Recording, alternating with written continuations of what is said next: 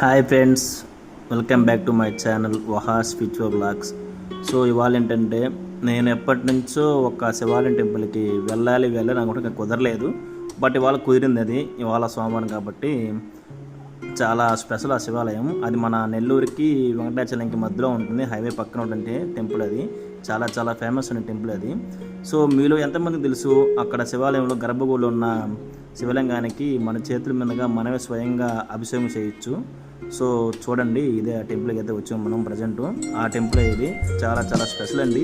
2 years back ఎటువంటి development లేదు ఇక్కడ, బట్ ఇప్పుడు చాలా చాలా డెవలప్మెంట్ చేశారు. టెంపుల్ అయితే చాలా బాగుందండి. ప్రతి ఒక్కరూ చూడాల్సిన శివాలయం టెంపుల్ అనేది. సో స్వామివారు చూపిస్తాను చూడండి. లోపలికి కెమెరాస్ మనకు అలవ్ లేదండి, సో అందువల్ల సరిగ్గా చూపించలేకపోయాను. సో ప్రతి ఒక్కరూ వచ్చి ఇక్కడ స్వామివారికి అభిషేకం చేస్తే చాలా మంచిదండి. అది కూడా స్వయంగా మన చేతుల మీదుగా మనమే అభిషేకం చేయడం అనేది చాలా గొప్ప పని. సో ప్రతి ఒక్కరూ ఇక్కడ వచ్చి టెంపుల్ చూడండి. టెంపుల్ చాలా చాలా పీస్ఫుల్గా ఉంది, చాలా బాగుంది. సో ఈ టెంపుల్ నేమ్ని అడవిలో శివాలయం అంటారండి.